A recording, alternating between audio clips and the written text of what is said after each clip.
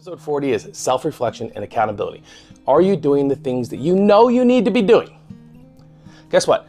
The self-reflection and accountability that go along with your relationship and your parenting and yourself is the exact same stuff that goes along with your work and your health and your wealth.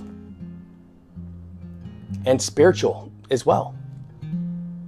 Everything can be brought back and tied into proper planning and self-reflection. Writing things down. So I highly encourage every one of you to go to Walgreens, CVS, whatever is nearest you, Kroger's, Publix, grab a book, go to the section, and make yourself a promise that for the remainder of this year, that not only will you start setting 6 daily goals, and if you want to call them goals, go ahead. I like to call them commitments, because when you make a commitment, it's harder to break it. Start writing down these 6 things you want to do throughout the day.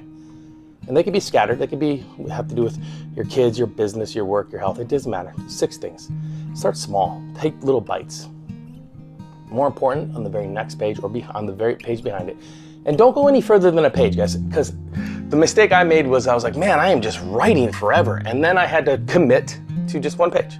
Get everything out in 1 page for that day. September 19th to 2020. And then just start going. Just start dumping your thoughts. Who knows where it's going to lead? Some of you are going to write a book about this. Some of you are going to message me and say, holy shit. Some of you are going to message me and say, this didn't work.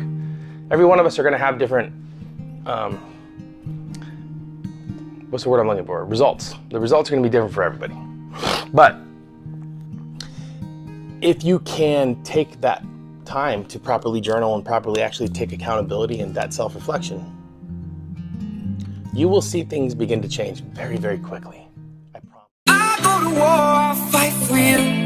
Even when I've left, I do right by you.